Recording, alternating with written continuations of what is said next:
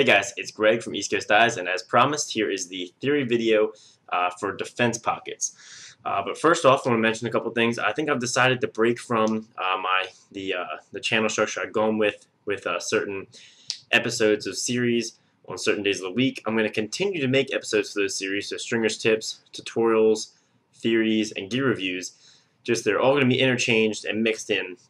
And the reason for this is I want to try and focus on making some cooler videos. Some ones where I'm not just sitting in front of the camera and talking to you guys, but I'm still going to mix those in. I'm going to try and do as many tutorials as I can to round out the ECD stringing database as well. So that's the news on that front. Other news is I took my stab at dyeing a head volt today. You had saw that Joe from Throwing a String had dyed a head volt, and I kind of wanted to try it because I think it looks really cool to have other heads that aren't usually volt, because you're used to seeing the Lakota in volt, but I thought it would be kind of cool to see a different head in volt. So I had a really old Superpower laying around. You can see it's really hourglassed. I think Face Off guy had it before me. So I tried to dye it volt, and it turned out really, really nice. In sunlight, I took it outside, and it was really bright, and I held it next to my Volt Lakota, and they are pretty similar. It's just this head was kind of used beforehand, and I think on a brand new head it would look absolutely terrific. So this is my Volt dye. I think I might try a couple things with this Volt dye in terms of dyeing a cool head for me to play with. So that's just a little bit of news I thought that share with you guys that was pretty cool. Is Volt Superpower. I posted on Instagram, Twitter, and Facebook, and people seem to really like it. So today is the theory on defense heads and pockets. So first, I've got Mike's stick here. He did a weapon of choice video on his channel. He has a Revo TI, the high school version, with an Argyle die I did. This was, I think, my first video ever was about this Argyle die. I'm not, don't quote me on that, but I think it is. If you guys want to see a tutorial on how to do an Argyle die, like this video. Just click the thumbs up, like button, and I'll use that as like a vote counter for how many of you guys want to see it, because I think it'd be cool to do a tutorial for the Argyle die. And then he's using 6 diamond East Coast mesh with a regular shooter setup. So first off, we'll talk about heads that I like for defense. So my top pick for heads right now for defense is the STX Hammer U. That head is a beast. It's a tank. It is going to withstand any damage you want to put up to it, and I think it's probably the most durable and the best head for defense. Some other notable ones are the Proton U, the X10, the Warrior Revolution, and a couple heads like that.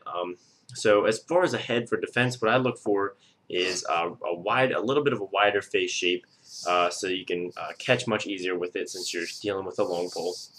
And also I'm looking for something that's really rigid, because you don't want it to collapse like a noodle when you check somebody. That's not going to do anything. That's not going to take the ball away. And also really durable. Since defensemen throw a lot of poke checks, the head eventually shortens out and flares out and gets wider and ends up being really warped. Defensemen have a really big problem with that. So I want something that's really durable as well. And so some heads, like the Surgeon 10, has that ACP technology. And the Stallion's really stiff as well. Those heads would probably work really well. I know I saw a lot of defensemen playing with the Surgeon 10 when I looked through Lax.com's D1 photos. But the Hammer U is just a beast of a head, so definitely check that out if you need a defense head. So now we'll talk a little bit about stringing for a defenseman. For a defenseman, I mostly recommend 1, 15mm mesh, or 2, 6 diamond mesh. And you can kind of use either one, and it's personal preference. I suggest you try either. But for 15mm mesh, what I suggest is a nice deep mid pocket with not too low and not too high of a shooter setup, and maybe one just in the middle. So probably a shooter setup similar to and a pocket similar to this Kyle Harrison replica, a nice deep mid pocket with a little bit of a lower shooter setup. And the reason for this with the 15mm mesh is you really want to get as much hold as possible. And the pocket doesn't need to shift down low all that well, since defensemen are never carrying one-handed. So a mid pocket works really well for when you're cradling like this, or maybe you're walking the dog. It's really going to give you a nice hold. And the 15mm is going to provide a really smooth release, but you still want some whip on your stick, just because of how far out it is and how far you got to throw those cross-field passes and those clearing passes. you need some whip to really launch it out that far. So 15mm, I would suggest a nice deep defined mid pocket, because you don't need it to sag low, with a shooter setup of maybe 2 straights and 1 U, or 1 straight and 2 U's. I would avoid a nylon really, just to keep the release nice and smooth.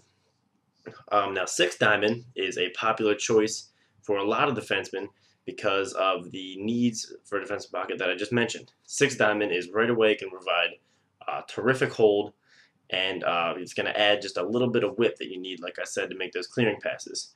So I would recommend the same thing, a mid pocket with the 6 diamond.